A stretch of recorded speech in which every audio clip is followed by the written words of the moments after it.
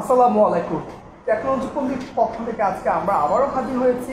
Technology পল্লীর পক্ষ থেকে সবাইকে প্রথমে আমার পক্ষ থেকে জানাই সুস্বাগত।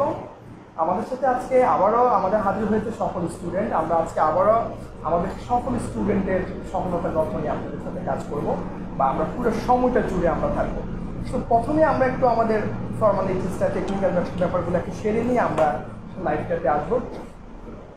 আমরা একটু সময় নিচ্ছি যে আমাদের সাউন্ড কোয়ালিটি থেকে শুরু করে কোনো টেকনিক্যাল ইস্যুগুলো আছে কিনা, তারপরে আমরা 1 থেকে 1.5 মিনিটের মধ্যে ইনশাল্লাহ আমরা প্রপারলি অফিসিয়ালে চলে যাব।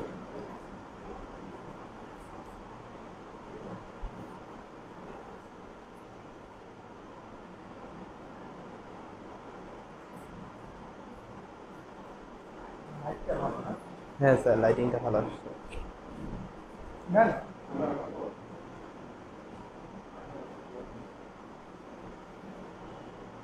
তো আমরা তাহলে শুরু করতে যাচ্ছি। আজকে আমাদের লাইভ সেশনে আমাদের সাথে উপস্থিত হয়েছেন আমাদের নেটওয়ার্কিং এর একজন সফল স্টুডেন্ট, যে কিনা আমাদের কর্পোরেট ব্যাচে নেটওয়ার্কিং 3-in-1টা করে তার সফলতার জায়গাতে গিয়েছে। আমরা তার কাছ থেকে একটু শুনবো তার নাম, তার ইনস্টিটিউটের নাম, সে এখন কর্মরত আছে কোন কোম্পানি, কী হিসাবে, তারপর আমরা ডিটেলসে ওর সফলতার গল্পটা শুনবো। একটু যদি তোমার পরিচয়টা আমাদের ক্লিয়ার করবে। আসসালামু আলাইকুম, আমি রিদওয়ানুল্লাহ। আমি বর্তমানে হচ্ছে একটা কোম্পানিতে। আচ্ছা, আমি হচ্ছে ডেফোডিল পলিটেকনিক থেকে পাশ করলাম, এখনও রেজাল্ট বের হয়নি। আর হচ্ছে আমি বর্তমানে বিজনেস জোন লিমিটেডে আছি national Lloyd ISP as a core network engineer হিসেবে। তো আমি হচ্ছে স্যারের এখান থেকে 3-in-1 কোর্স করি। করার পরে আমি মেবি হচ্ছে কোর্স শেষ হওয়ার আগেই কোর্স শেষ হওয়ার আগেই জবটা পেয়ে যাই। আমার একটা ইন্টারভিউ হয়, স্যার আমাকে রেফারেন্স করার পরে ইন্টারভিউ হওয়ার পরে আমি জব পেয়ে যাই। দেন অলরেডি আমি প্রায় বিগত 3-4 মাস ধরে জবে আছি, আল্লাহর রহমতে খুব ভালো আছি। আর নেটওয়ার্কিং নিয়ে যদি বলি যে হ্যাঁ 3-in-1, আমরা একটু এটাতে পরে আসবো। আগে তোমার আমার পরিচয়টা ওর কাছ থেকে জেনে নিলাম। আচ্ছা, যে আমাদের রেদওয়ান হচ্ছে ড্যাফোডিল পলিটেকনিক ইনস্টিটিউটের একজন স্টুডেন্ট, সদ্য ডিপ্লোমা পাস করা। সো দেখেন, সে কিন্তু একটা ভালো নাম করা পলিটেকনিক্যাল স্টুডেন্ট। সো সে চাইলে কিন্তু বসে থাকতে পারতো, চাইলে সময়টাকে নষ্ট করে সে তার ইনস্টিটিউটের রেফারেন্স দিয়ে কিন্তু অনেক বড় বড় জায়গায় জব করার একটা চিন্তা ভাবনা নিয়ে বসে সময়টাকে মিস ইউজ। দেখেন, সে কিন্তু বসে থাকে নাই। সো ও কিন্তু চেষ্টা করেছে, ওর চেষ্টা থেকে সে মানে ট্রেনিংয়ের পাশাপাশি কর্পোরেট ট্রেনিংটা করে সে কিন্তু তার জব প্লেসমেন্টটা আলহামদুলিল্লাহ হয়ে গেছে। সো আমি বলবো আমাদের যারা আজকে এখন লাইভটা দেখছেন, সো আমরা বলবো আমাদের লাইভটা যারা দেখছেন তারা অবশ্যই আমাদের লাইভটা শেয়ার করে দেবেন। শেয়ার করার মধ্যে দিয়ে আপনাদের যারা কেরিয়ার করতে প্রবলেম বা নেটওয়ার্কিংয়ে কেরিয়ার এখনও করতে পারছে না, বা আপনাদের ভাই বা ছোটো বোন বা আপনাদের এবার যারা কলিগরা আছে অনেক সময় নেটওয়ার্কিংয়ে কেরিয়ার নিয়ে অনেক চিন্তিত, যে ছোটো ভাইরা কেরিয়ার নিয়ে চিন্তিত। সো এই ধরনের চিন্তা থেকে যদি ওদেরকে একটুখানি হেল্প করা যায় আমাদের এই লাইভের থ্রুতে, তাহলে অবশ্যই আপনারা লাইভটা শেয়ার করে দিয়ে ওদেরকে দেখার সুযোগ করে দেবেন। আর অবশ্যই আমার একটা অনুরোধ থাকবে, একটা ভালো জিনিসের সাথে যদি আপনি থাকেন, একটা ভালো জিনিস যদি আপনি শেয়ার করে দেন, তাহলে আপনার মাধ্যমে কিন্তু অন্য আরও 10 জন জেনে কিন্তু তারও কেরিয়ারটা রেডি হয়ে যাবে। সো আমরা তো অনেক কিছু শেয়ার করি, একটা ভালো জিনিসের শেয়ার যদি করি তাহলে কিন্তু আমার মাধ্যমে কিন্তু আরেকটা মানুষের উপকৃত হলো, এর দ্বারা কিন্তু আপনি অনেক বড় একটা সওয়াবের কাজ করবেন। সো এটা আমাদের উচিত, ভালো কিছুর সাথে থাকা, ভালো কিছু যখন আসবে অবশ্যই তার মাধ্যমে আমরা থেকে নিজেদেরকে ইনভলভ করাটা সবচাইতে বুদ্ধিমানের কাজ। সো প্রথমে আমি আমাদের রেদওয়ানের কাছ থেকে শোনার আগে আমরা একটু দেখে নেই যে আমাদের লাইভটা কিশোর আমারটা করেছে। সো অলমোস্ট আমরা মোটামুটি আমাদের সবগুলো থেকে আমরা লাইভটা শেয়ার করার চেষ্টা করছি আমাদের অফিসিয়াল পেজগুলো থেকে। সো এখন আমি আমাদের স্টুডেন্টের কাছ থেকে শুনবো যে তার সাকসেস হিস্টোরিটা, সে আসলে কীভাবে শুরু করেছে বা কার মাধ্যমে জানলো নেটওয়ার্কিংয়ে কেরিয়ার করতে। সে কিন্তু একজন diploma holder student. So diploma pass করে একটা মানুষ বিএসসি না করেও কীভাবে একটা ন্যাশনাল আইএসপি কোন নেটওয়ার্ক ইঞ্জিনিয়ার হওয়ার মতো যোগ্যতা অর্জন করেছে এবং কাজ করতেছে খুব সুন্দরভাবে। ও কিন্তু কোনো ভয় পায় নাই বা কোনো ভয়ের যে আমি পারবো কিনা, এই যে টোটাল প্রক্রিয়াটা আসলে কিভাবে সে মেনটেন করছে, কিভাবে সে ব্যালেন্স করছে, কিভাবে সে শিখলো, তার এই পুরা সফলতার গল্পটা আমি তার কাছ থেকে শিখবো বা শুনবো। হ্যাঁ, আচ্ছা, ফার্স্ট অফ অল আমি নেটওয়ার্কিং সম্পর্কে আমার কোনো ধারণাই ছিল না। আজ থেকে বলি যদি 8 মাস 9 মাস আগের ঘটনা, মানে করোনা ইনফেক্টেড হওয়ার, বাংলাদেশে করোনা আসার আগের ঘটনা। সেটা হচ্ছে আমার নেটওয়ার্কিং সম্পর্কে কোনো ধারণাই ছিল না। আমি আসলে গিয়েছিলাম স্যারের কাছে গ্রাফিক্স সম্পর্কে জানতে, যে আমি হচ্ছে গ্রাফিক্স ডিজাইনিং সম্পর্কে জানতে, যে আমি গ্রাফিক্স ডিজাইনিং শিখবো বা গ্রাফিক্স ডিজাইনিং করবো, এরকম একটা ইন্টেন্সিটি নিয়ে আমি স্যারের কাছে গেলাম। তো স্যার আমাকে হচ্ছে বললো যে গ্রাফিক্স ডিজাইনিং কেন, ওয়াই নট নেটওয়ার্কিং। তখন আমি বললাম যে স্যার আসলে নেটওয়ার্কিং সম্পর্কে আমার কোনো ধারণা নাই। তো ধারণা নাই, আচ্ছা ঠিক আছে, তোমাকে আমি ধারণা দিচ্ছি নাও। তো স্যার আমাকে নেটওয়ার্কিং সম্পর্কে নিজে পার্সোনালি বসে অনেক কিছু বুঝালো, যে এইভাবে চলছে, এইটা হচ্ছে, এই নেটওয়ার্কিং সেক্টরটা এত হিউজ। আসলে বাংলাদেশের প্রেক্ষাপটে যদি আমরা ভাবি, আমরা নেটওয়ার্কিং সম্পর্কে খুব অল্প সীমিত জানি, একদম খুব অল্প সীমিত জানি। আসলে নেটওয়ার্কিং সেক্টরটা যে কত হিউজ, আসলে বাংলাদেশের নেটওয়ার্কিং সেক্টর কত বড়, সেটা আসলে আমরা যারা নেটওয়ার্কিং সেক্টরে বর্তমানে আছি তারা বাদে খুব কম সংখ্যক মানুষই জানে। তো স্যার আমাকে বললো, তো আমার খুব বিলিভ করতে খুব কষ্ট হচ্ছিল যে এত বড় সেক্টর, এত জব ফ্যাসিলিটি, এত কিছু কীভাবে সম্ভব। তো স্যারকে আমি কোশ্চেন করলাম যে স্যার এইটা কীভাবে, আমি আর কি সিউরিটি পাবো কীভাবে। তখন স্যার আমাকে ডিরেক্ট লাইভ দেখালো যে দেখো বর্তমানে কতগুলো জব সার্কুলার নেটওয়ার্কিংয়ের উপর আছে আর বাকি সেক্টরের উপরে আছে। তো আমি দেখার পর আমি পুরো আর কি অবাক হয়ে গেলাম যে এত সেক্টর, এত জব ফ্যাসিলিটি নেটওয়ার্কিংয়ের উপর, বাট আমি তো নেটওয়ার্কিং সম্পর্কে জানিই না। দেন আমি স্যারের কাছে জানলাম, জেনে বললাম যে ঠিক আছে স্যার, আমি তাহলে সিসিএনএ করব। তখন স্যার আমাকে বললো না, কেন সিসিএনএ, শুধু নেটওয়ার্কিংটা শুধুই সিসিএনএর উপরে না, নেটওয়ার্কিংটা সিসিএনএ, সিএনটি, মাইক্রোটিক, এমপিসিআরই, এমপিসিএনএ সব কিছুর উপরে।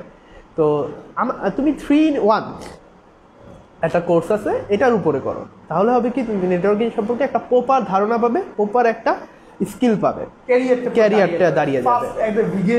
জি, তাই দেন হচ্ছে আমি ওইভাবে স্যারের কাছে কোর্সটা করলাম। করার পরে যখন আমি কোর্সটা রানিং করতে থাকি, তখন আমি বুঝতে থাকি যে হ্যাঁ আসলে তো এটা খুব মজার একটা সেক্টর, এটা খুবই মজার একটা সেক্টর, যেখানে কিনা আমি নিজেকে অনেক বেশি ইমপ্লিমেন্ট করতে পারবো। আর নিজের স্কিলটা যদি থাকে, নিজের স্কিল যদি ডেভেলপ করতে পারি, তাহলে এই সেক্টরটা আমার জন্য অনেক বেশি ফ্যাসিলিটি নিয়ে আসবে। দেন আমি হচ্ছে ওইভাবে স্যারের কাছে কোর্স করলাম। কোর্স শেষ হওয়ার আগেই স্যার আমাকে একটা অফার দিল যে হ্যাঁ আমার কাছে একটা জবের অফার আসছে, তোমার স্কিল ভালো, তুমি করো, দেখো ইন্টারভিউ দাও। গেলাম, আমি ইন্টারভিউ দিলাম। ইন্টারভিউ দেওয়ার পরে আমার ইন্টারভিউ তো হয়ে গেল। হয়ে যাওয়ার পরে আমি আপাতত 3 মাস 4 মাস ধরে নেটওয়ার্ক ইঞ্জিনিয়ার হিসেবে ছিলাম। এখন আমি কোর নেটওয়ার্ক ইঞ্জিনিয়ার হিসেবে কাজ করছি। এখন এটার মূল প্রেক্ষিতে কি, মূল প্রেক্ষিতে হচ্ছে নেটওয়ার্কিং সম্পর্কে আমি জানতে পারছিলাম। ফার্স্ট অফ অল আমার নেটওয়ার্কিং সম্পর্কে যেহেতু কোনো ধারণা ছিল না, তো আমি যখন নেটওয়ার্কিং সম্পর্কে জানতে পারলাম, এটা হচ্ছে আমার মূল ভিত্তি যেটা আমরা বলি। দেন যেটা হচ্ছে সেটা হচ্ছে নিজে স্কিল ডেভেলপ করা। এখন স্কিল ডেভেলপ হয়েছে দুইটাভাবে, এক হচ্ছে স্যার অনেক বেশি হেল্প করছে, আচ্ছা স্যারের কাছ থেকে অনেক বেশি শিখতে পারছি, এইভাবে স্কিল ডেভেলপমেন্ট। আরেকটা হচ্ছে নিজে ঘেটে ঘেটে স্কিল ডেভেলপ করা, যে যখন হচ্ছে স্যার আমাকে একটা জিনিস শিখিয়ে দিল বা একটা জিনিস বুঝাই দিল যে হ্যাঁ এটা এইভাবে করে, দেন ওইটা নিয়ে স্টাডি করার ব্যাপারটা হচ্ছে আমার। আমি স্যারের কাছে শিখে গিয়ে বাসায় গিয়ে যদি ঘুমিয়ে থাকি, তাহলে নিজের স্কিল ডেভেলপ সম্ভব না। স্যার শিখিয়ে দিবে, সেটার উপর নিজের স্কিল ডেভেলপ করতে হবে নিজেকে। আর যত স্কিল ডেভেলপ হবে, যত নিজে আপগ্রেড হবে, যত বেশি স্কিল থাকবে, তখন কোনো ডিপ্লোমা হোক, বিএসসি হোক, আদারওয়াইজ নন টেকনিক্যাল ডিপার্টমেন্ট হোক, রাইট স্যার, কোনো সমস্যা নেই। কজ হচ্ছে স্কিলটা হচ্ছে বড় কথা। সেটা আপনি যেইখানেই থাকুন না কেন, স্কিল ডেভেলপ হবে, স্কিল থাকবে, দেন আপনি অবশ্যই সাকসেস করতে পারবেন লাইফে। সো তুমি তো একটা ডিপ্লোমা পাস করা, আমাদের ডিপ্লোমা অনেক স্টুডেন্টরা আছে যারা কিনা নেটওয়ার্ক ইন্ডাস্ট্রিতে আসতে ভয় পায়, যারা কিনা সঠিক গাইডলাইন পায় না, যাদেরকে মার্কেটিংয়ের থ্রুতে, ডিজিটাল মার্কেটিংয়ের থ্রুতে আমরা মানে ছন্ন ছেঁড়া হয়ে যায়। আর অফার, সে তো আসলে মানে ফেসবুক ঢুকলে অফার অভাব নেই। সো মনে রাখবেন, মানে খুব কম জিনিসে অনেক ভালো কিছু পেয়ে যাওয়াটা কিন্তু একটা বোকামে, যারা খুব কম টাকা অনেক কিছু আমাকে অনেকে দিয়ে দিচ্ছে, এটা কিন্তু অনেক ভালো জিনিস না। যতটুকু দরকারের ওই পরিপ্রেক্ষিতে যতটুকু নেওয়া উচিত বা যতটুকু দিলে আমি পরিপূর্ণভাবে শিখতে পারবো, ওইটা কিন্তু একটা দেখার বিষয়। রিসেন্টলি আমার এই কাজ বা এই পরিপ্রেক্ষিতে বা আমার এই সৎ উদ্দেশ্যের কারণে অনেকেই দেখতেছি এখন তারা জব প্লেসমেন্ট নিয়ে খুব মানে সরবরাহ হয়ে গেছে। এটা আমি খুব প্লেজার যে আপনারাও জব প্লেসমেন্ট নিয়ে কাজ করার জন্য খুব উঠে পড়ে লেগেছেন। এটা কিন্তু আমার দিন শেষে আমার নিজের একটা মানে আমি মনে করি অ্যাচিভমেন্ট, যে আমাকে দেখে এখন অন্যরাও জব প্লেসমেন্ট করার জন্য খুব পাগল হয়ে গেছে, এটা কিন্তু আসলে খুব ভালো। আবার আমাদের ট্রেনিংটা দেখে বা আমাদের 3-in-1 দেখে অন্যরা কিন্তু এখন 3-in-1 সাজাচ্ছে এবং পোস্ট করতেছে, যেটা আমি দেখতেছি রিসেন্টলি। আমি যখন ঘাটাঘাটি করে অনলাইনে সেটা আলহামদুলিল্লাহ আমি এটা খুব খুশি হয়েছে। আমরা কারো কম্পিটিটর না, আমরা কাউকে কম্পিটিটর মনে করি না। আমার সৎ উদ্দেশ্যের সাথে যদি অন্য কারো বা অন্যরা যদি এভাবে সুন্দরভাবে বাংলাদেশের এই মানুষগুলাকে বা স্টুডেন্টদেরকে জব প্লেসমেন্টের উদ্দেশ্যে রেসপন্সিবিলিটি নিয়ে বা নিজেদের মানে জব ভিটার জায়গাটাকে ইনশিওর করার জন্য এই কাজগুলো করে, তাহলে ওয়েলকাম। আমি মনে করি সবাইকে যে আপনাদের কাজটাকে আমি সেলুট জানাই, যে আপনারা সবাই খুব ভালোভাবে আবার মানে কাম ব্যাক করতেছে, যে নেটওয়ার্ক ইন্ডাস্ট্রির জব প্লেসমেন্ট থেকে শুরু করে নেটওয়ার্ক ইন্ডাস্ট্রির যে কারিকুলাম অ্যাক্টিভিটিস, থিঙ্কিং সব কিছু চেঞ্জ নিয়ে যারা কাজ করতেছেন বা যারা আমাদের দেখেও অনেক কিছু ফলো করতেছেন, তো সবাইকে আমাদের টেকনোলজি পল্লীর পক্ষ থেকে অনেক বেশি ওয়েলকাম এবং স্বাগতম, যে আপনারা খুব সুন্দরভাবে এগিয়ে যান। আমরা তো অবশ্যই আমাদের জায়গা থেকে সর্বোচ্চ চেষ্টা করে যাচ্ছি। এখন মেইন ইস্যু হচ্ছে তুমি তো একটা ডিপ্লোমা, সো যারা বিএসসি করে মানে তারা বিএসসির পরে চিন্তা ভাবনা করে বা ডিপ্লোমার শেষে গিয়ে মানে ইন্ডাস্ট্রিয়াল অ্যাটাচমেন্টের পরে গিয়ে করে বা ইন্ডাস্ট্রিয়াল অ্যাটাচমেন্টে এসে ওইভাবে মেন্টরিং পায় না বা ওইভাবে ট্রেনিংটা সিলেকশন করতে পারে না।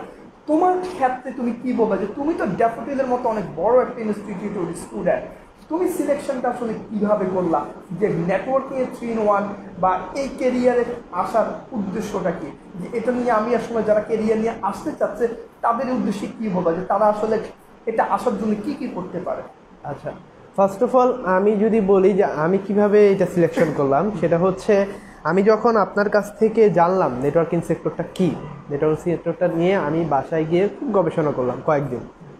কোর্সে অ্যাডমিট হওয়ার আগে প্রায় কিছুদিন আমি নেটওয়ার্কিং সেক্টরটা নিয়ে গবেষণা করলাম। যখন আমি বুঝলাম যে না, ইটস এ হিউজ সেক্টর। আসলে আমরা কি করি, আমরা চিন্তা করি যে আমার যে সেক্টরটা ভালো লাগছে আমি সেই সেক্টরটাতেই যাই। সাধারণত বেশিরভাগ স্টুডেন্টরা এই কাজটাই করে। বাট আমার বুঝতে হবে আমি ওই সেক্টরটাতে অ্যাভেলেবেল কিনা, আমার ওই সেক্টরটাতে আমার ফিউচার আছে কিনা। যদি আমার ওই সেক্টরটাতে ফিউচার না থাকে, আমি যদি অ্যাভেলেবেল না হয়ে থাকি, তাহলে আমার ওই সেক্টরে যে লাভ নেই। লাইক আমি গ্রাফিক্স ডিজাইন অনেক বেশি পছন্দ করতাম। হ্যাঁ, আমি জানি গ্রাফিক্স ডিজাইনে অনেক সেক্টর আছে, বাট মোস্ট প্রবাবলি ফ্রিল্যান্সিংয়ে বেশি করতে হবে। বাট আমি কেন ফ্রিল্যান্সিং করব যদি আমি এখানে অফিসিয়াল জব করতে পারি? তো আমার মাথায় এটা আসলো যে আমি যদি নেটওয়ার্কিংটা করি, নেটওয়ার্কিং সেক্টরটা বাছাই করি, তাহলে হবে কি এই সেক্টরটাতে আমি যেহেতু হিউজ জব ফ্যাসিলিটি বাংলাদেশে, আমার একটা ফিউচার আছে, আমি ফিউচারে কিছু একটা করতে পারবো, ফিউচারে আমি আগাতে পারবো। তো এইটা ভেবে হচ্ছে আমি নেটওয়ার্কিংটা নিলাম। নেওয়ার পরে যে আমি আরেকটা কনফিউশনে ছিলাম, সেটা হচ্ছে নেটওয়ার্কিংটা নেওয়ার পরে যে আমি নেটওয়ার্কিংটার সাথে নিজেকে অ্যাভেলেবেল করে তুলতে পারবো কিনা, আমি নিজেকে পারদর্শী করতে পারবো কিনা। বাট অ্যাকচুয়ালি যেটা সত্যি কথা সেটা হচ্ছে আপনি যদি চান, আপনি যে কোনো সেক্টরে যে কোনোভাবে নিজেকে অ্যাভেলেবেল করে তুলতে পারেন। সেটা টোটালি আপনার উপর, যে আপনি নিজের স্কিল ডেভেলপ করবেন না আপনি নিজের স্কিল ডেভেলপ করবেন না, এখন সেটা যে সেক্টরই হোক। তো যেহেতু আমার নেটওয়ার্কিং সেক্টর আমি নিলাম, নিয়ে যখন আমি এটা নিয়ে কাজ করা শুরু করলাম, স্যারের কাছ থেকে কোর্স করা শুরু করলাম, তখন নিজেকে নিজে ডেভেলপ করলাম। করতে করতে করতে করতে যখন আমি বুঝলাম হ্যাঁ আমি স্কিল ডেভেলপ হয়ে যাচ্ছে, আমি মোটামুটি আমার একটা স্কিল চলে আসছে, তখন আমি ডিসাইড করলাম যে হ্যাঁ আমি এই সেক্টরেই থাকবো, আমার ফিউচার এই সেক্টরে, আমার ক্যারিয়ার এই সেক্টরে। দেন এইটা নিয়ে আমি কাজ করতেছি, এখনও রানিং কাজ করতেছি। আমার যদি কোনো প্রবলেম হয় আমি স্যারের কাছে যাচ্ছি, আমার যদি কোনো প্রবলেম হয়, ইভেন আরেকটা কথা বলা, সেটা হচ্ছে স্যারের কাছে আমরা যে ব্যাচটা ছিলাম, ব্যাচে প্রত্যেকে হচ্ছে অলরেডি জবে আছি গত 4-5 মাস ধরে, 100% হচ্ছে আমরা জব পেয়ে গেছি। সাকসেস ব্যাচ যদি আমার এখন অবধি বলি, তোমাদের ব্যাচটা মানে এখন তোমাদের না, প্রতিটা ব্যাচ 100% জব প্লেসমেন্ট হয়ে যাচ্ছে। হ্যাঁ, এটা কিন্তু অনেক বড় একটা অ্যাচিভমেন্ট, যে আমরা আর এখন ব্যাপারটা হচ্ছে আমাদের যারা আছি আমরা সবাই এখন কোন নেটওয়ার্ক ইঞ্জিনিয়ার হিসেবে কাজ করছি। আপনি কিন্তু ডিপ্লোমা পাস করে আসলে এত বড় একটা ন্যাশনাল ওয়াইড আইএসপির মতো জায়গায় কাজ করার মতো যোগ্যতাটা যদি অর্জন করার পিছনে একটা বড় জায়গা হচ্ছে সঠিকভাবে ডিসাইড করা, যে আমি ডিসিশনটাকে কখন ডিসাইড করলাম, যখন আমি সঠিক একটা মেন্টরিং এর আন্ডার থাকবো। আপনি কখনো নিজেকে ছোট ভাবা বা ডিপ্লোমা হোল্ডার ভাবা বা বিএসসি না করলে যে আমি বড় ইঞ্জিনিয়ার হওয়া সম্ভব না বা ন্যাশনাল ওয়াইডে চাকরি করতে পারবো না, এই ধারণাটা টোটালি কি সঠিক না ভুল? স্যার টোটালি ভুল। এখন অনেকের প্রশ্ন থাকে, স্যার আমি তো খারাপ স্টুডেন্ট, আমি তো গ্রাম থেকে আসবো, আমি তো সঠিকভাবে কথাও বলতে পারি না, সো তো আমি তো স্টুডেন্ট হিসাবে ভালো না, এদের এই যে প্রশ্নগুলা, এই ক্ষেত্রে তুমি কি বলবো? আসলে কি একটা ভালো স্টুডেন্ট হওয়াই দরকার একটা ইঞ্জিনিয়ার হতে হলে? না স্যার, ভালো স্টুডেন্ট আসলে কোনো ম্যাটার না। কজ আমরা যে পড়াশোনাটা করি, আমাদের যে পাঠ্যপুস্তক, এটা কখনোই আপনাকে ইঞ্জিনিয়ার করতে পারবে না, এটা শুধু আপনাকে সার্টিফিকেট দিবে। ট্রেনিংটা হলো একটা ডেভেলপিং, নিজের ক্যারিয়ারটাকে, স্কিলটাকে ডেভেলপ করা। আপনার স্কিলটাকে যদি ডেভেলপ না করতে পারেন, আপনি থিওরিটিক্যাল দিয়ে আসলে নিজের স্কিল ডেভেলপ করা যায় না। প্র্যাকটিক্যাল কাজের মাধ্যমে, ট্রেনিং এর মাধ্যমে নিজের স্কিলটাকে ডেভেলপ করার জন্য আপনি কর্পোরেট ট্রেনিং গুলো আমরা করি বা আমরা ট্রেনাররা করাই।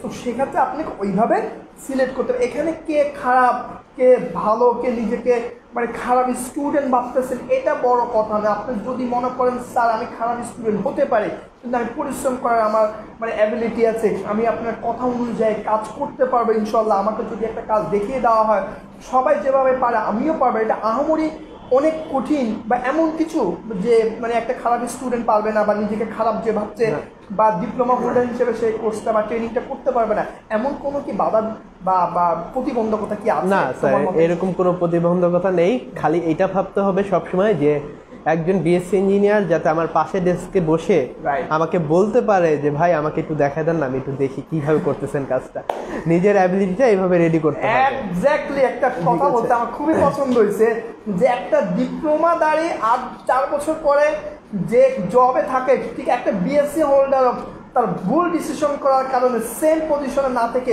ডিপ্লোমা হোল্ডার কিন্তু হচ্ছে ভালো পজিশনে থাকে। কারণ বিএসসি হোল্ডাররা মনে করে আমার তো গ্র্যাজুয়েশন হয়ে গেছে, আমি মনে হয় ভালো স্যালারিতে পাবো। আসলে কাজ না জানলে আপনি আসলে ডিগ্রি দিয়ে বেশি দূরে আগাইতে পারবেন না। রেফারেন্স ভায়া এ দিয়ে হয়তো আপনি 6 মাস 1 বছর কাটাতে পারবেন, এরপরে আপনি পুরো ফাঁকা হয়ে যাবেন। স্যার স্কিলটা আসলে বড় একটা জিনিস। কাজ জানা লোক বেশি দিন বসে থাকে না, আর ইন্ডাস্ট্রিতে আমরা আসলে কাজ জানা লোক পাই না। যত পাই বড় বড় সার্টিফিকেশন দাঁড়িয়ে, কাজ জানা লোক আসলে কাজ যতটুকুই শেখেন, যতটুকুই দরকার অতটুকু শিখে ইন্ডাস্ট্রিতে ইন করেন, তারপরে দেখবেন আপনি একটা প্রোটোকলের মাধ্যমে কাজগুলা ভালো ভালো প্রপার ওয়েতে আরও বেশি শিখতে পারতেছেন। তো শেখার জায়গাটা বা ঢুকার জায়গাটা যদি প্রপার ওয়েতে রেডি না করতে পারে, তাহলে ঢুকতেই পারবো না। তাহলে আমি আমার স্কিলটাকে ডেভেলপ করবো কীভাবে? অনেকের প্রশ্ন, ভাই আমার তো মামা নাই, খালু নাই, চাচা নাই। এই কথার সাথে নেটওয়ার্ক ইন্ডাস্ট্রির কতটুকু সত্যিকতা আছে বা যুক্তিকতা আছে, তুমি একটা যদি বল। স্যার মামা খালু দিয়ে হ্যাঁ জব পাবেন, বা টিকতে পারবেন না। কজ হচ্ছে আমি যতটুকু দেখছি যে হ্যাঁ আপনার স্কিল নাই, আপনি জব পেয়ে গেছেন, সর্বোচ্চ ম্যাক্সিমাম আপনাকে একটা কোম্পানি 6 মাস 7 মাস 1 বছর রাখবে। কোম্পানি কি চায়? কোম্পানি চায় প্রফিট, কোম্পানি চাবে প্রফিট। কোম্পানি কখনোই মামা চাচা দিয়ে আপনাকে ঢুকিয়ে আপনাকে দিয়ে লস করতে চাবে না। তো সবসময় এটাই মনে রাখতে হবে যে মামা চাচা দিয়ে জব হলে যে জবটা ঠিকই থাকবে এটা বড় কথা না। এর চেয়ে ভালো আপনি নিজের স্কিলটা ডেভেলপ করেন, নিজের স্কিল ডেভেলপ করে নিজে আপডেট হন, নিজে আপডেট হয়ে নিজের যোগ্যতায় চাকরি পান। এটা সবচেয়ে বড় ক্রেডিট আমার মনে হয় না আর কিছু পাওয়ার। এটাই সবচেয়ে বড় ক্রেডিট যে নিজের যোগ্যতা দিয়ে নিজের চাকরিটা পেয়েছেন। আর যদি মামা চাচা দিয়ে ঢুকতেই হয় তাহলে ঢুকেন, সমস্যা নেই তো, বাট নিজে তারপরে স্কিলটা ডেভেলপ করতে হবে। এখানে একটা বড় কথা হচ্ছে আমরা যারা স্টুডেন্টরা বসে থাকি যে আমার ডিপ্লোমাটা শেষ হোক, তারপরে আমি অনেক বড় কিছু করে ফেলবো বা ঢাকা গিয়ে দেখেন, এই যে চিন্তা নিয়ে আপনি বাসায় বসে আছেন, এতে আপনি অনেক বড় একটা ক্ষতি হয়ে যাচ্ছে। কেন? আমাদের রাইট নাও কি 45,000 স্টুডেন্ট ভাইবার জন্য, একটা ভাইবার জন্য বসে আছে। এইখানে দেখেন অনেকে কিন্তু কর্পোরেট ট্রেনিংয়ে এক্সপার্ট হয়ে কিন্তু জব প্লেসমেন্টে চলে যাচ্ছে। সো ওরা কিন্তু আপনার চেয়ে অনেক অংশে এগিয়ে থাকছে। সো আমরা কাউকে অফার করি না আপনি অনলাইন ট্রেনিং করেন, কারণ নেটওয়ার্কিং আসলে অনলাইনে ট্রেনিংটা আমি মানে অনেকের মতো হইতে পারে, বাট আমার মতে আমার কাছে স্যাটিসফ্যাকশন লেভেলটা 100%। এই জন্য আমরা অফলাইনে ওর জন্য প্রেফার করি, তাই না? সো একটা স্টুডেন্ট এই যে আপনি বসে আছে, তার ক্ষেত্রে তুমি কি বলবা? তার বসে থাকাটা কতটুকু যুক্তিযুক্ত? আসলেই যুক্তিযুক্ত না। কজ হচ্ছে আমার সাথে যারা অলরেডি পাস করছে বা পাস করেছে, আমার ফ্রেন্ড সার্কেল বলেন, আমাদের ব্যাচে আমরা প্রায় 45 জন ছিলাম, প্রায় 45 জন স্টুডেন্ট ছিলাম। মানে আমাদের একটা ব্লকে, একটা সেকশনে বলি আমরা, একটা সেকশনে এরকম আরো অনেকগুলো সেকশন থাকে। তো আমাদের সেকশনে যারা আমরা 45 জন ছিলাম, এর মধ্যে ম্যাক্সিমাম হচ্ছে 4 জন কি 5 জন অলরেডি আমরা জবে আছি। তো এক একজন এক এক ডিপার্টমেন্টে, শুধুমাত্র নেটওয়ার্কে আমি একাই আছি, বাকিরা সবাই আরেকজন এক একটা ডিপার্টমেন্টে। বাকি যে 40 মানে 40 জনের মতো তারা এখনো ঘরে বসে আছে। তো তাদের সাথে আমাদের ডিফারেন্সটা কি? আমাদের ডিফারেন্সটা হচ্ছে এইটা যে তারা যখন জবে ঢুকবে মানে তারা যদি এখন নেটওয়ার্কিংয়ে ঢুকলো, তারা যখন অ্যাজ এ সাপোর্ট ইঞ্জিনিয়ার হিসেবে ঢুকবে ততদিনে আমরা ইনশাল্লাহ সিস্টেম অ্যাডমিন পর্যায়ে চলে যেতে পারবো, আলহামদুলিল্লাহ। ঠিক আছে। বাট তাদের ক্ষেত্রে হলো কি, এই কারণে তারা আমাদের থেকে 2-3 বছর পিছিয়ে গেল। এই জিনিসটা হচ্ছে কেন? এই জিনিসটা হচ্ছে ঘরে বসে থাকার কারণে। কখনোই ঘরে বসে থাকা যাবে না, সেটা যেভাবে হোক নিজের স্কিল ডেভেলপ করতে হবে। অবশ্যই যদি নেটওয়ার্কিং সেক্টরে আসে সেটা ট্রেনিং নিতে হবে, কজ ট্রেনিং ছাড়া নেটওয়ার্কিং সেক্টরে কখনোই ডেভেলপ করতে পারবেন না নিজেকে। কজ আপনি ডিভাইস ছাড়া কিভাবে কাজ করবেন? আপনাকে ডিভাইস লাগবে, ডিভাইস পাইতে হলে আপনাকে অবশ্যই ট্রেনিং করতে হবে।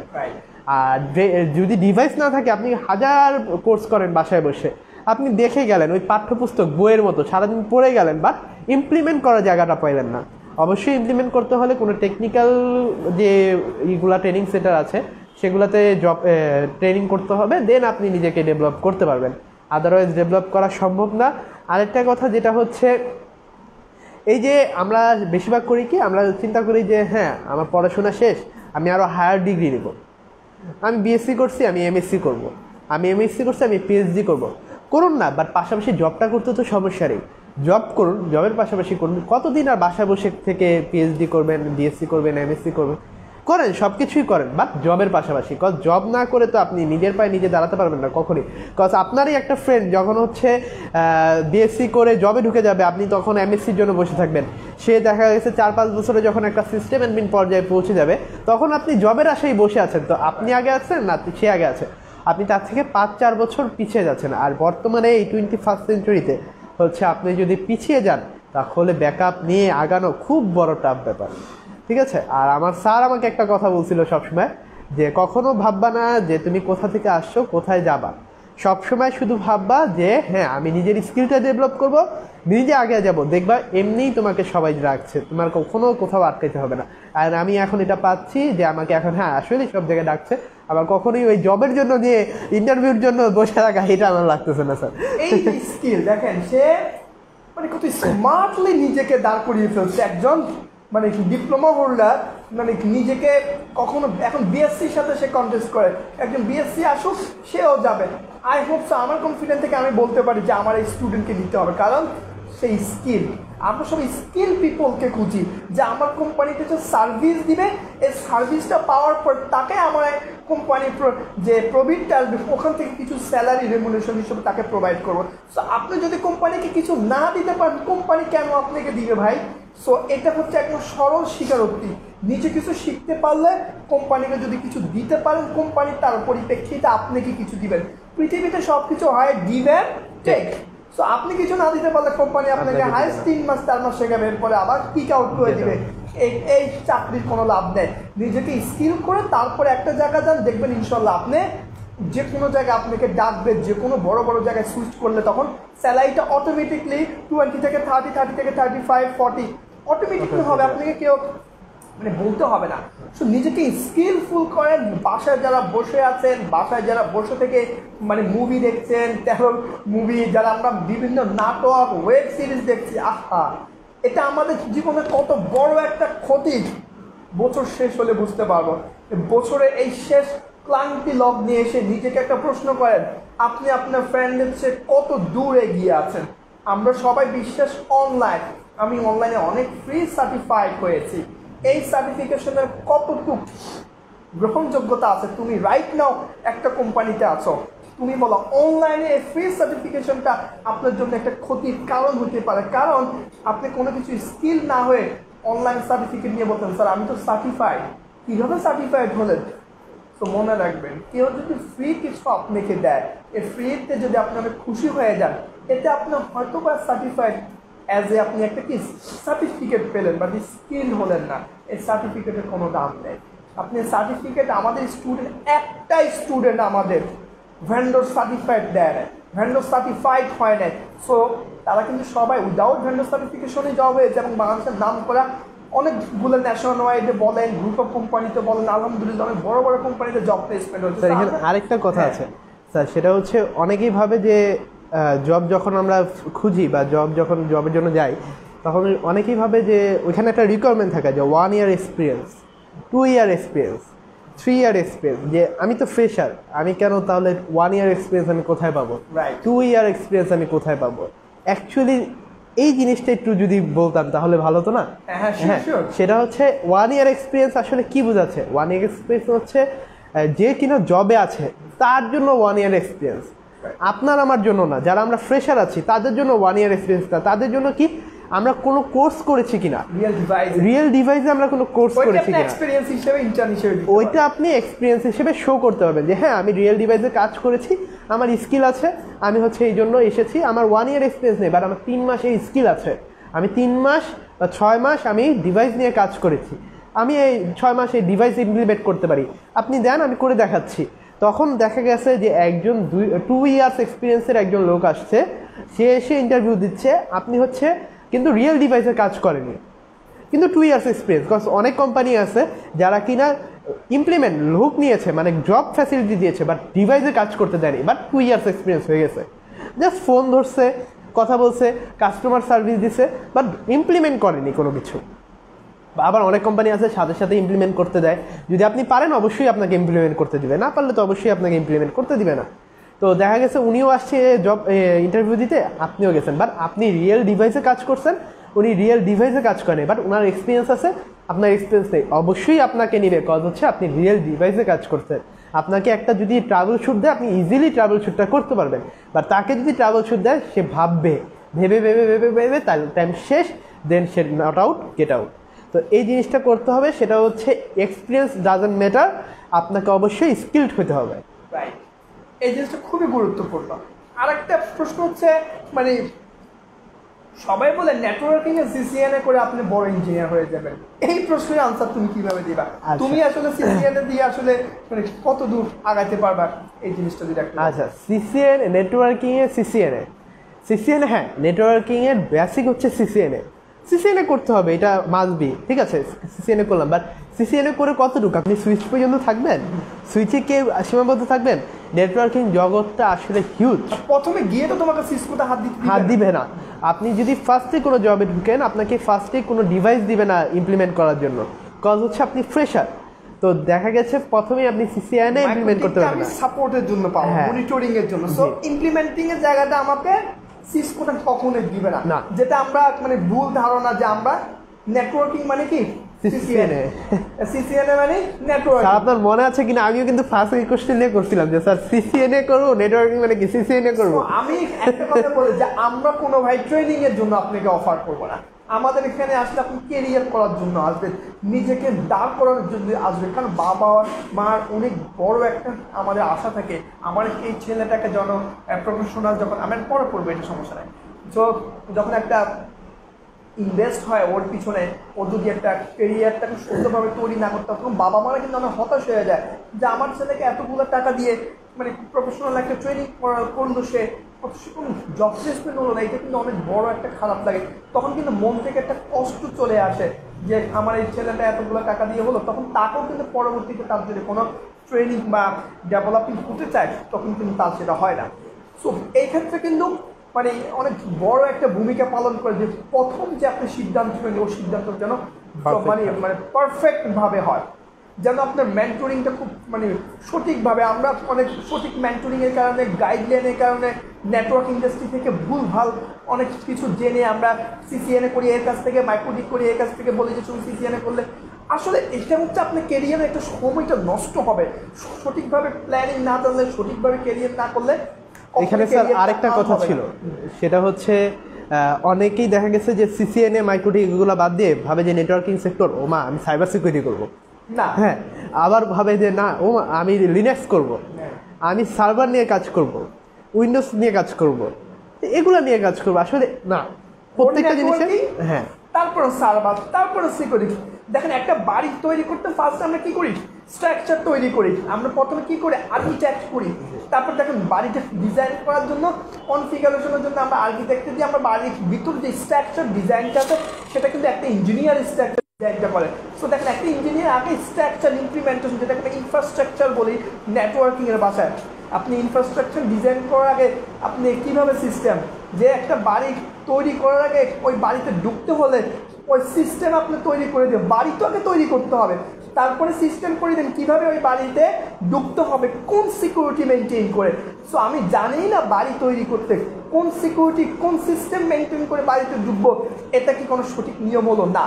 সো একবার বাস্তবিকভাবে চিন্তা করবেন, আগে বাড়ি তৈরি করতে হলে যেমন ইনফ্রাস্ট্রাকচার আমাদের স্ট্রাকচার তৈরি করতে হয় একটা আর্কিটেক্ট দিয়ে, ঠিক একটা নেটওয়ার্ক ইঞ্জিনিয়ারের আগে ফার্স্টে কোন নেটওয়ার্কিংটা জানতে হবে, কোন নেটওয়ার্কিংয়ে যে ভেন্ডরের যে ডিভাইসগুলো নিয়ে আমরা কাজ করি, যেমন সিসকোর আমরা ডিভাইস নিয়ে কাজ করি, মাইক্রোটিকের ডিভাইস নিয়ে কাজ করি, জুনিফার ডিভাইস নিয়ে কাজ করি, ওয়েব ডিভাইস নিয়ে কাজ করি, বাংলাদেশ বলেন ওয়ার্ল্ড ওয়াইড কোনটা বেশি রিনিউয়াল, সে ট্রেনিংটা আমরা আগে করবো, তারপর আস্তে আস্তে আমরা অন্যগুলো জেনে যাবো। তো প্রথমে যেহেতু আমার কোর নেটওয়ার্ক নিয়ে 3-in-1 ভিতরে আমি সিসকো মাইক্রোটিকের 2টা কোম্পানির 3টা ট্রেনিং পেয়ে যাচ্ছি।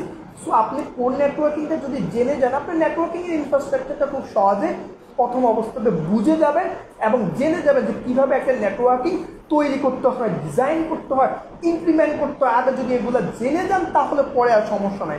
এখন আসেন সার্ভারে আমরা কীভাবে, যেমন সে এখন আইএসপি ইন্ডাস্ট্রিতে তার ওখানে দরকার হচ্ছে লিনাক্স বেস, সো সে লিনাক্সে ট্রেনিং করবে, সে এখন উইন্ডোজে ট্রেনিং করবে। একটা গ্রুপ অফ কোম্পানি বা প্রেস আমরা যদি ওখানে থাকি, ওখানে যদি আমাদের লিনাক্স বা উইন্ডোজ থাকে তাহলে যেটা রিকমেন্ড করবে ওর উপরে ডিপেন্ড করে আমি ট্রেনিং করবো। অহেতুক আগে উল্টা পাল্টা উইন্ডোজ লিনাক্স সাইবার সিকিউরিটি কখনোই দরকার নাই। যখন আপনার বাড়ি তৈরি করা হয়ে গেছে, ওকে ডান, এরপর আপনি সিস্টেম তৈরি করেন, এরপর আপনি সিকিউরিটি গার্ড যেটাকে আমরা দারোয়ান বলি, যে একটা দারোয়ানের কাজটা কিন্তু সিকিউরিটি ইনশিওর করা। সো আপনি বাড়ি তৈরি করার পরে সিস্টেম করবেন, সিস্টেমে করার পরে কিন্তু আপনি সিকিউরিটি দিবেন। সো বুঝে শুনে আস্তে আস্তে নিজের ক্যারিয়ারটাকে যখন আগাবেন দেখবেন খুব আস্তে কিন্তু আগালো আপনার ক্যারিয়ারটা হবে খুব স্মুথ, ফাস্ট, খুবই স্মুথ। আমরা এই জিনিসটা ক্লিয়ার না স্টুডেন্টরা, বাংলাদেশের স্টুডেন্টরা খালি মোটিভেশন, উল্টা পাল্টা মোটিভেশন শুনতে আমাদের মাথা শেষ। কোন দিকে যাব, কোন ক্যারিয়ারটা ভালো আসলে সঠিকভাবে আমরা জানি না। সো আমি অনুরোধ করবো আমাদের যারা মোটিভেশন স্পিকাররা আছেন, আপনারাও আমাদের নেটওয়ার্ক ইন্ডাস্ট্রি নিয়ে একটু কথা বলবেন। সবাই তো ফ্রিল্যান্সার নিয়ে কথা বলেন, সবাই আসলে আউটসোর্সিংয়ের অনেক বড় বাংলাদেশের মোটিভেশন স্পিকার আছে, বাট বাংলাদেশের নেটওয়ার্কিং নিয়ে আমি মানে আমার চোখে পড়ার মতো, অন্যদের হয়েছে কিনা আমি জানি, আমার চোখে পড়ার মতো এখন পর্যন্ত এত বড় স্পিকার দেখি নেই। যে আমাদের বাংলাদেশের নাম করে অনেক মোটিভেশন স্পিকার আছে যারা ফ্রিল্যান্সার নিয়ে অনেক বড় উদ্যোগ নেয়, কথা বলে, কেরিয়ার সম্বন্ধে বলে, কিন্তু আমাদের নেটওয়ার্ক ইন্ডাস্ট্রি কেরিয়ার নিয়ে, ফিউচার নিয়ে কেউ কথা বলে না, সিদ্ধান্ত নেয় না আমাদের ইঞ্জিনিয়াররা। আমরা দেখেন এই করোনা মহামারীর সময়টাতে কিন্তু আমাদের ইঞ্জিনিয়াররা ব্যাক এন্ডে যে পরিমাণ পরিশ্রম করেছে, জীবনের ঝুঁকি নিয়ে প্রতিটা অফিসে দিন রাত পরিশ্রম করেছে। আমাদের ইঞ্জিনিয়ার যদি না কাজ করতো আমাদের নেটওয়ার্ক ইন্ডাস্ট্রিতে বা আমাদের ব্যাকগ্রাউন্ডে, আপনারা কিন্তু এত নিউজ পেতেন না। আমাদের যদি ব্রডব্যান্ড ইন্টারনেট কেটে দিত বা লিঙ্কটা কেটে দিত, আপনারা হয়তো অনেকাংশে কিন্তু আমাদের যেভাবে আমরা খুব সহজে নিউজগুলো দেখি ওভার দ্য ইন্টারনেটের থ্রুতে, ওগুলো কিন্তু খুব সহজে পেতাম না। সো দেখেন এটা একটা সহজ উদাহরণ, আমাদের ইঞ্জিনিয়াররা ব্যাকগ্রাউন্ডে কত রিস্ক নিয়ে আমরা কাজ করেছি, কত রিস্ক নিয়ে আমরা কাজের মধ্যে দিয়ে থেকে আপনাদেরকে বাসায় রেখে কত বিনোদনের ব্যবস্থা করে একটা দেশে। আমি শেষ করি, হ্যাঁ। সো এই জন্যই আমি প্রতিটা ব্যাপার আজকে এখানে ক্লিয়ার করতে চাই যে নেটওয়ার্ক ইন্ডাস্ট্রিতে কেরিয়ার নেই বা আমাদের যারা মানে স্পিকাররা আছেন বাংলাদেশের বড় কেরিয়ার নিয়ে যারা কাজ করে, সো তাদের একটু আমাদের নেটওয়ার্ক ইন্ডাস্ট্রি বা জানাটা বা নেটওয়ার্ক ইন্ডাস্ট্রির যে কেরিয়ার প্ল্যানিংটা, এটা নিয়ে সবাই যদি আমরা একটু এগিয়ে আসি তাহলে আমাদের নেটওয়ার্ক ইন্ডাস্ট্রিটা আলহামদুলিল্লাহ ইন ফিউচারে অনেক বড় একটা জায়গায় গিয়ে দাঁড়াবে। সেখান থেকে আমাদের ইন্ডাস্ট্রি বলেন বা আমাদের বাংলাদেশ অনেক ভালো একটা জায়গায় গিয়ে পৌঁছাবে। কারণ আমার যদি ইঞ্জিনিয়ারিং যদি অ্যাভেলেবেল না থাকে, বাহিরে থেকে ইঞ্জিনিয়ার এনে বিভিন্ন দেশ থেকে আমাদের বাংলাদেশে এসে অনেক মানুষটা কিন্তু কাজ করতেছে, সো আমাদের দেশে কিন্তু আমরা যোগ্য লোক তৈরি করতে পারতেছি না। এটা একটা বড় কারণ হচ্ছে আমরা ভুল ক্যারিয়ার প্ল্যানিং দেখা আমাদের স্টুডেন্টকে, আমরা মার্কেটিংয়ে অনেক বেশি আমরা মানে ফোকাস দিয়ে ফেলছি, ডিজিটাল মার্কেটিংয়ে ভুল তথ্য দিয়ে অনেক বেশি বিভ্রান্ত করে ফেলতেছে আমাদের স্টুডেন্টদেরকে, যাদের একটা বড় অংশে কিন্তু দিশেহারা হয়ে কেরিয়ারটাকে নষ্ট করে দিয়ে কেউ প্রবাসী হয়ে যাচ্ছে, অড জব করতেছে, কেউ গ্রামে চলে যাচ্ছে, কেউ কেরিয়ার থেকে বের হয়ে নিজের আর সামনের দিকে আগানো ওই সাহসটা পায় না। কে দিবে এই সাহস দেওয়ার মতো একটা লোক, একটা মানুষ যদি সঠিকভাবে আমাকে না নিয়ে যেতে পারে একটা জায়গা থেকে গিয়ে আমি পড়ে যাব, এই জায়গাটা ঠিক রাখার জন্য আমি মনে করি সবাই এগিয়ে আসা উচিত। আমাদের নেটওয়ার্ক ইন্ডাস্ট্রিতে মানে স্কিলফুল মানুষ তৈরি করার জন্য অন্তত প্রতিজনের যারা আমাদের স্কিলফুল যারা বড় ভাইরা আমাদের স্যাররা আছেন তারাও আমি মনে করি উদ্যোগটা নেবেন আমরা স্কিলফুল করার জন্য যা যা দরকার যদি ইনিশিয়েটিভ নেই আমাদের এই ইঞ্জিনিয়ার আমরা কিন্তু খুব সুন্দরভাবে খুব সহজে পেয়ে যাব। এখন একটা প্রশ্ন হচ্ছে যারা বসে আছে বা যারা সিলেকশনের ব্যাপারে চিন্তা করে যে আসলে আমরা স্যার কীভাবে সিলেক্ট করবো এই ট্রেনারটা ভালো কিনা বা এই ট্রেনিং সেন্টারটা আমাকে প্রপার ওয়েতে কাজ শিখাচ্ছে কিনা, এই ক্ষেত্রে আমার ক্লিয়ারেন্সটা কীভাবে হবে? আচ্ছা, সেটার জন্য হচ্ছে ক্লিয়ারেন্স দুইভাবে করা যায়। একটা হচ্ছে আপনি এখন সব ট্রেনিং সেন্টারগুলাই অনলাইন ভিত্তিক হয়ে গেছে, সবাই অনলাইনে দেখা গেছে যে রিভিউ দিচ্ছে যে কার রিভিউ কেমন। এখন অনেকে রিভিউর উপরে ডিপেন্ড করতে চায় না। আচ্ছা ঠিক আছে, আপনি রিভিউর উপর ডিপেন্ড করেন, আপনি দেখেন জব প্লেসমেন্ট কোন ট্রেনিং সেন্টার থেকে সবচেয়ে বেশি জব প্লেসমেন্ট হচ্ছে। যেই ট্রেনিং সেন্টার থেকে সবচাইতে বেশি জব প্লেসমেন্ট হচ্ছে ইনসিওরিটি ভাবে সেই ট্রেনিং সেন্টারটাই আপনারা চুজ করেন, কারণ তারা স্কিলফুল না হলে অবশ্যই জব প্লেসমেন্ট হবে না। এটা একটা কিন্তু বড়, এটা আমাদের জন্য আমরা বলছি না, কারণ এটা সবাই এগিয়ে আসুক, সবাই এই দায়িত্বটা নেক, তাহলে আমাদের গ্রহণযোগ্যতার জায়গাটা তৈরি হবে, আমাদের জবাবদিহির জায়গাটা তৈরি হবে। যে আমরা যেরকম আমাদের স্টুডেন্টদেরকে জব প্লেসমেন্ট করার জন্য উঠে পড়ে লেগেছি, যে যেভাবে হোক। আমি আমার চেয়ারম্যান স্যার কাছে এমডি স্যারের কাছে গিয়ে বলবো স্যার আমাদের যে রিকোয়ারমেন্টগুলো ফিল আপ হলেই তো আমাদের স্টুডেন্টকে নিতে পারেন, সো আমার এখানে রেফারেন্সের দরকার হয় না, আমার স্টুডেন্ট সে তার যোগ্যতা দিয়ে আপনার এখানে টিকে থাকবে। সো এটা হচ্ছে আমাদের কমিটমেন্ট, তাই আমাদের এত বেশি জব প্লেসমেন্ট আলহামদুলিল্লাহ। সো ওর জায়গা থেকে ক্লিয়ার করলো। আরেকটা যদি তুমি বলো ট্রেনার সিলেকশন ক্ষেত্রে ওরা কিভাবে ডিসিশন নিবে, একজন গুড মেন্টরে কিন্তু একটা ক্যারিয়ারে বড় একটা ভূমিকা রাখে, সেক্ষেত্রে তুমি কি বলবো? আচ্ছা, সেটা হচ্ছে গুড মেন্টর যদি আপনি বাছাই করতে হয়, কাজ হচ্ছে আমি যতটুকু জানি আর আমার নিজের পার্সোনালিটি থেকে নিজের অভিজ্ঞতা থেকে যতটুকু, যে একজন মেন্টর আপনাকে ক্যারিয়ার করে দিতে পারে, একজন ট্রেনিং সেন্টার না, একজন মেন্টর, একজন গুড লিডার, একজন গুড ট্রেনার আপনাকে হচ্ছে আপনার ক্যারিয়ার করে দিতে পারে।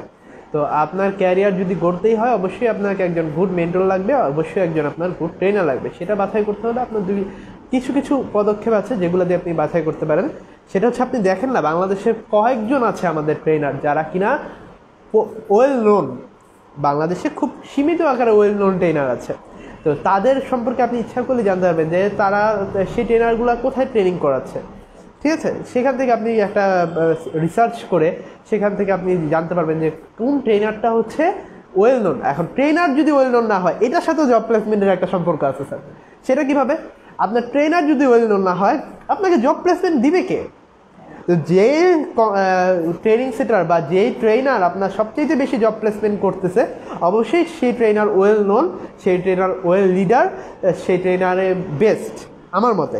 তো আপনি দেখেন সবচেয়ে বেশি জব প্লেসমেন্ট হচ্ছে কোথায়, সেখানে যান। সেখানকার ট্রেনারকে যদি 2-3 জন থাকে, মেইন লিড ট্রেনারকে, মাস্টার ট্রেনারের কাছে যান, যে বলেন যে স্যার আমাকে হাফ অ্যান আওয়ার টাইম দেন, আমাকে হাফ অ্যান আওয়ার আপনি বুঝান, আমি নেটওয়ার্কিং সম্পর্কে বুঝতে চাই।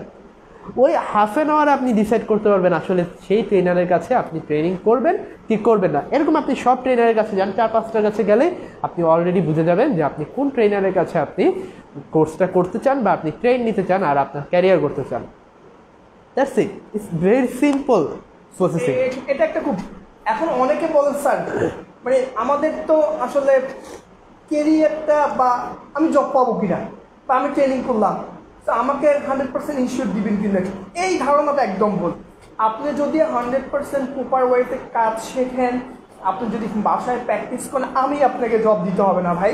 আপনি আপনার জায়গা থেকে দেখবেন অটোমেটিকলি আমাদের জব প্লেসমেন্টের গ্রুপ থেকে অটোমেটিকলি আপনি প্লেসমেন্ট হয়ে গেছেন। আর রিজেক্টের মালিক তো আল্লাহ, আমরা তো উসিলা মাত্র। সবার যেভাবে হচ্ছে সেটা তো আসলে আপনারা দেখতেই পাচ্ছেন, প্রতিটা লাইভ সেশনে আমরা আমাদের জবাবদিহিতার জায়গাটা খুব ক্লিয়ার করতেছি যে আমাদের স্টুডেন্টরা এত বেশি জব পাওয়ার কারণ ওদেরকে আমরা সঠিক ওয়েতে স্কিলফুল করতেছি, কোনোভাবে ওদেরকে আমরা স্কিল ছাড়া কাউকে জব প্লেসমেন্টে পাঠাচ্ছি না।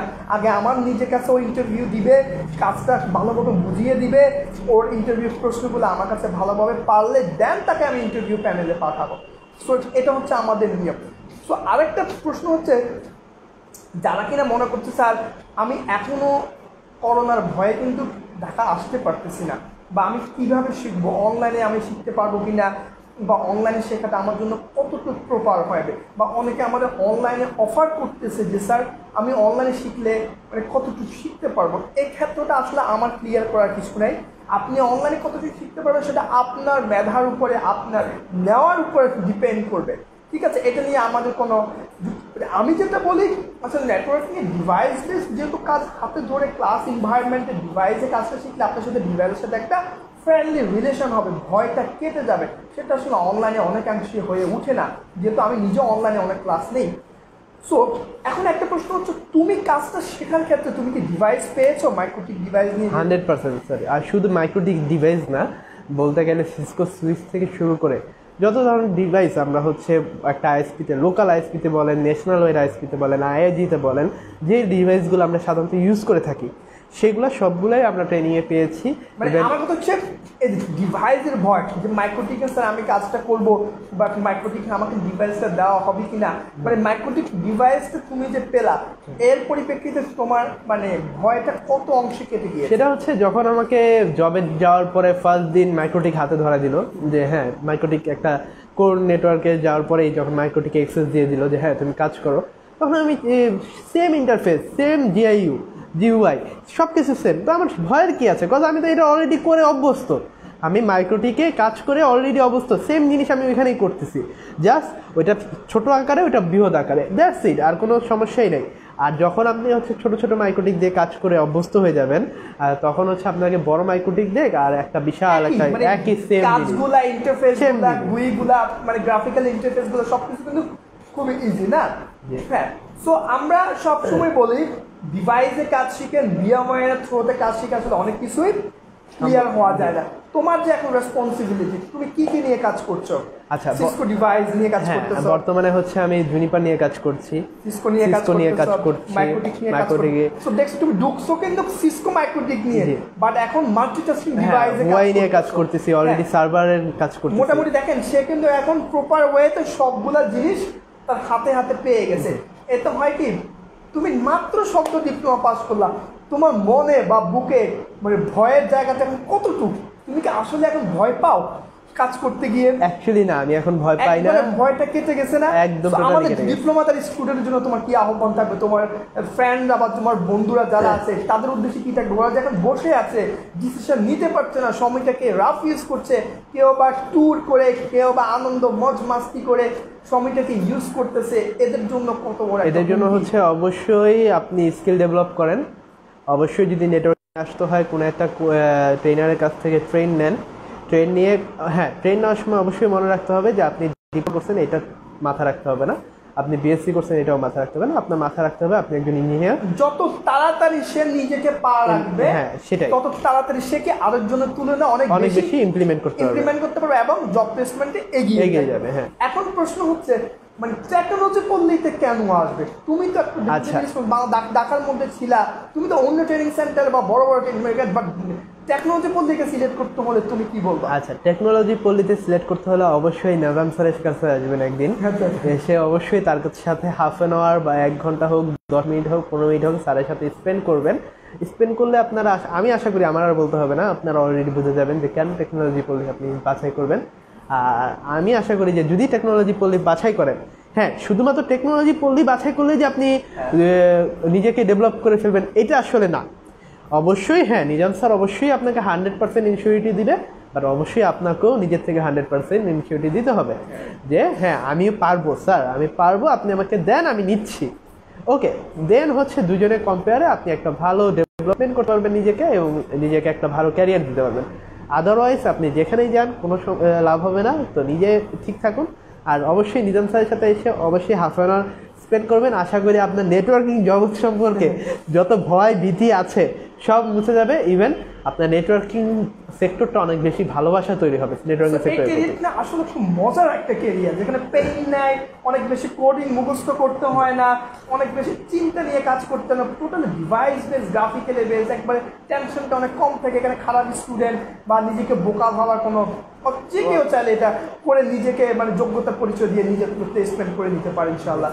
সো এখন আরেকটা প্রশ্ন হচ্ছে, আমাদের ট্রেনাররা আসলে তোমাদের গাইডলাইন্সের ব্যাপারে বা মানে সাপোর্টের ব্যাপারে কতটুকু হেল্পফুল আসলে, মানে টেকনোলজি ট্রেনাররা কতটুকু হেল্পফুল? আচ্ছা, সেটা হচ্ছে আমি এখনও যখন কোনো নেটওয়ার্কে যদি কোনো সমস্যা হয় বা এখনও যদি কোনো ডিভাইসে আমার কোনো প্রবলেম হয়, আমি রাত 12টা হোক, রাত 2টা হোক, রাত 4টা হোক, আমি যদি অন টাইম থাকি, আমার যদি কাজ থাকে, আমি অবশ্যই যদি প্রবলেম পড়ি আমি স্যারকে একটা কল দিই, স্যার আমার এই প্রবলেম, আমি কীভাবে করবো। স্যার ইভেন তখনও আমাকে বলে দেয় যে হ্যাঁ এইভাবে করো, এটা এইভাবে রিপেয়ার করা যাবে, এটা এইভাবে কনফিগার করা যাবে, তখন ওইভাবে করে ফেলা যায়। তো এর চাইতে বড় সাপোর্ট আই থিঙ্ক আমার মনে হয় না আর চাকরির কোথাও। ক্ষেত্রে গিয়েও আমাদের ভয়টা কাজ করার কোনো দরকার নেই, আমরা ইনশাল্লাহ আছি।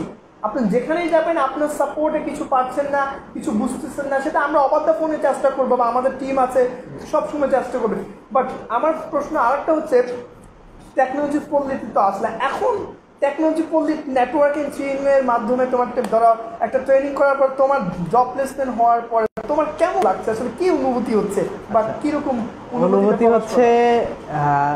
অনুভূতিটা আসলে প্রকাশ পায় হচ্ছে কি, যখন হচ্ছে আপনি জব সেক্টরে থাকেন আর হচ্ছে তখন আপনি যখন মনে করেন যে আমি একটা কোর্স করে আমি একটা মাধ্যমে এখানে চলে আসছি, তখন ওইটার প্রতি যে রেসপেক্টটা থাকে আর ওইটার প্রতি যে অনুভূতিটা, এটা আসলে ভাষায় প্রকাশ করার মতো না। তো অবশ্যই অনুভূতি অনেক ভালো। আর হচ্ছে আশা করছি যে টেকনোলজি পল্লী সবসময় পাশে থাকবে, ঠিক আছে। আর অল টাইম যত দূর যেতে পারি টেকনোলজি পল্লী অবশ্যই পাশে থাকবে। আর হ্যাঁ, টেকনোলজি পল্লী যদি বলি, নিজাম স্যার অবশ্যই পাশে থাকবে, নিজাম স্যারের অবশ্যই সান্নিধ্যে থাকবো সবসময়। আর অনুভূতি এর বাইরে আসলে অনুভূতি এই জিনিসটা আসলে প্রকাশ করার মতো না স্যার। যখন আপনি একটা জব পেয়ে যান আর জবটা যখন আপনি ইমপ্লিমেন্ট করে নিজেকে ওইভাবে ক্যারিয়ারটা গড়ে তোলেন, তখন আসলে ওইটা অনুভূতিটা প্রকাশ করার মতো না স্যার, ওইটা অন্যরকম একটা অনুভূতি। আর এই অনুভূতিটা হচ্ছে ওই যে বলে না, মামা চাচা ভাই ছাড়া জব পাওয়ার যে অনুভূতি, ঘুষ ছাড়া জব পাওয়ার যে অনুভূতি, এইটা আসলে স্যার অভাবনীয়।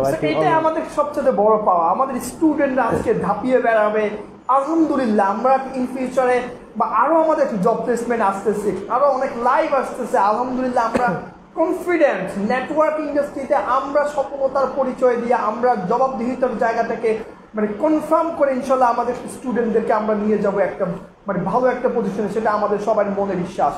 আর আমাদের টিম তো সবসময় পরিশ্রম করে কাজ করে যাচ্ছে ইনশাল্লাহ। জবাবদিহিতার জায়গাটা আমরা সবসময় ক্লিয়ার করি যে আমাদের স্টুডেন্টরা ট্রেনিং করে শেষ না, তাদের জবটাকে ইনশিওর করা, প্লেসমেন্ট করার দায়িত্বটা আমাদের সম্পূর্ণ টিমের।